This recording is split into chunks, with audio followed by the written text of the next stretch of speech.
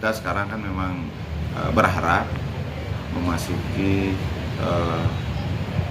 era endemi kan, dari pandemi yang kemarin sudah melanda kita di Indonesia, di Bali dan di Kota Denpasar juga pada khususnya. Nah, situasi pasar memang sejak mulai pandemi ini kondisinya memang omset pedagang dan kunjungan masyarakat menurun ke pasar-pasar raya.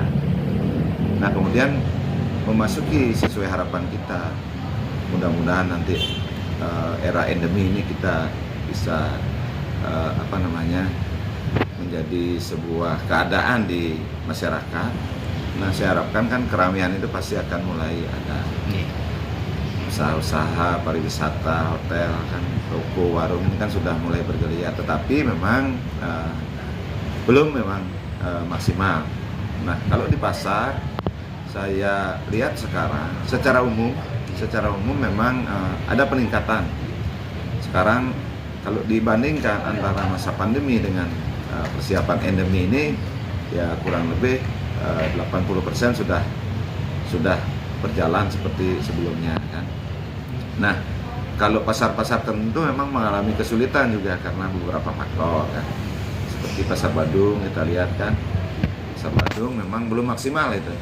Belum maksimal, mungkin juga karena penyesuaian tempat yang baru kan. Penyesuaian tempat yang baru. Kemudian di lantai 3 dan lantai 4 ini memang yang dijual di sana zonasinya kan bukan kebutuhan pokok. Kalau lantai 1, lantai 2 saya kira sudah 80% lah, itu lebih lah sampai sudah terpenuhi.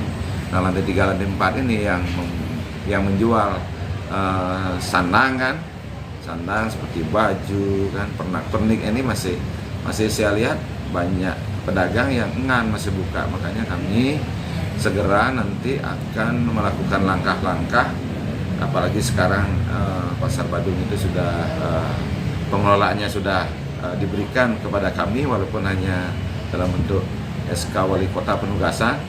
Artinya kami harus segera melakukan langkah-langkah untuk memaksimalkan peranan Pasar Badung ini sebagai pasar rakyat yang kita harapkan tentunya ramai seperti dahulu lagi. Harapan kedepannya apa sih pada pedagang dan juga pengunjung supaya ini mengisi kembali ramainya? Ya, harapan kami kita kan punya strategi sebenarnya, punya strategi ke depannya. Ya, tentunya adalah bagaimana upaya kita meningkatkan omset, meningkatkan kunjungan ke Pasar Badung kan, sehingga para pedagang ini bisa terbantu dia dari sisi omset penjualan, karena kita tahu bahwa mereka kan bayar juga kepada kita kan, bayar setiap bulan, ada uang harian juga. Nah, apalagi kedepannya ini kan penataan sudah akan rampung di Desember yang tahap kedua kan, terutama di Pasar Kumbesari karena ini terintegrasi dia, dan penataan juga di Plaza Pasar Badung juga ada penataan sekarang. Harapan kami kedepannya daya tarik dari Plaza ini akan bisa mengundang kunjungan ke Pasar Badung. Di samping tentunya kami berharap bahwa dinas terkait, OPD terkait juga mendukung karena kebetulan kawasan Pasar Badung dan Kumbesari ini yang terintegrasi ini kan juga terintegrasi dengan kawasan ini heritage ini. Heritage. Nah, harapan kami bagaimana memancing wisatawan domestik lah dulu.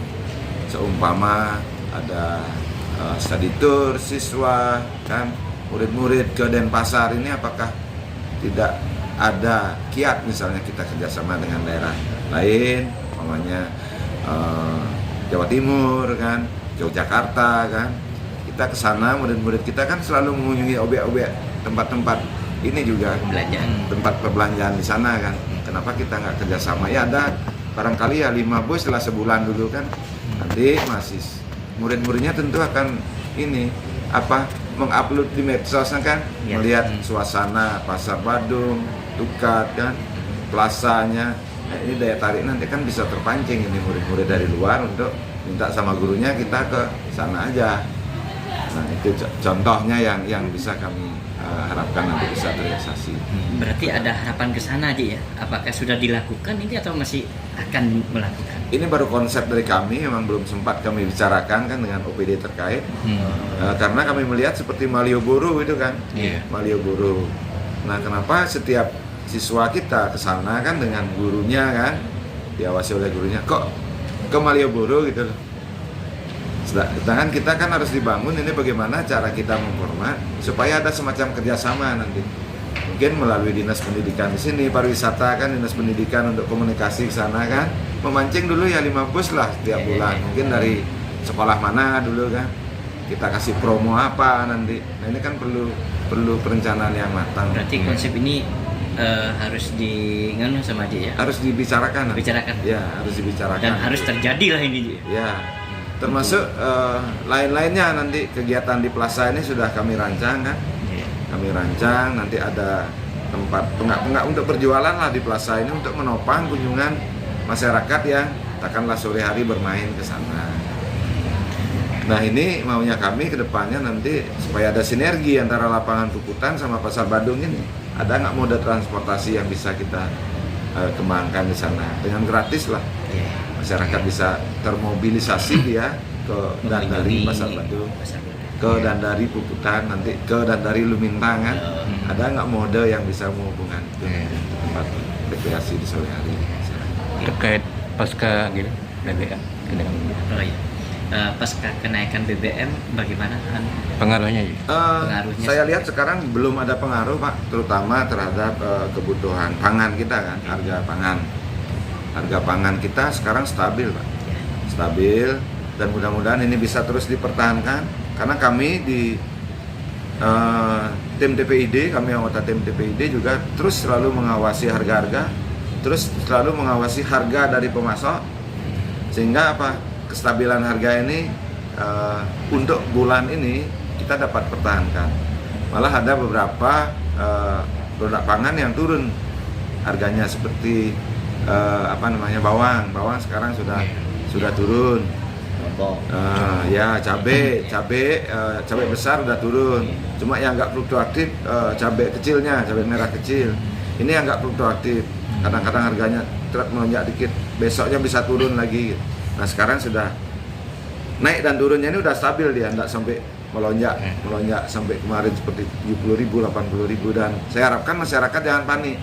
Karena kami di Perumda selaku ujung tombak tim operasi pasar di Kota Denpasar, tim TPID-nya sudah melakukan langkah-langkah. Malah mendapatkan apresiasi kemarin dari Pak Menteri Perdagangan gitu. Iya, kita memang kemarin itu kita kan menampung aspirasi pedagang, di mana para pedagang mengeluh ketika mereka tersaingi kita menjual barang juga di depan pasar murahnya. Akhirnya pola itu kita rubah dengan pola kerjasama dengan pedagang untuk operasi pasar. Caranya ya kami harus mengeluarkan dana subsidi per kilonya. Kita berikan subsidi, artinya sekarang pedagang senang, barang mereka laku, dijual lebih murah tapi dapat subsidi. Nah sekarang juga kita sedang mengupayakan bagaimana kami di Sewaka Jaya, unit bidang bisnis kami yang baru ini menjadi pemasok. Dan ini sudah kita carikan barang-barang, terutama pangan dulu kan, yang rentan naik turunnya ini, kita carikan pemasok yang murah. Apalagi sekarang kan ada bantuan transportasi dari pemerintah untuk mensubsidi harga barang di pasar, di konsumen nanti supaya rendah. Nah dengan demikian kami upayakan, kami sebagai pemasok mencarikan barang yang termurah, yang ada di Bali lah dulu kan, jangan sampai ke Jawa dulu, nanti pasti sampai nanti. Ketika mendapat harga yang lebih murah, kita lempar ke pedagang, akhirnya pedagang juga respect karena barang kita memang murah dengan kualitas yang sama. Nah harga bisa ditekan. Kami yang mengawasi nanti dengan harga sekian, harganya sekian ya.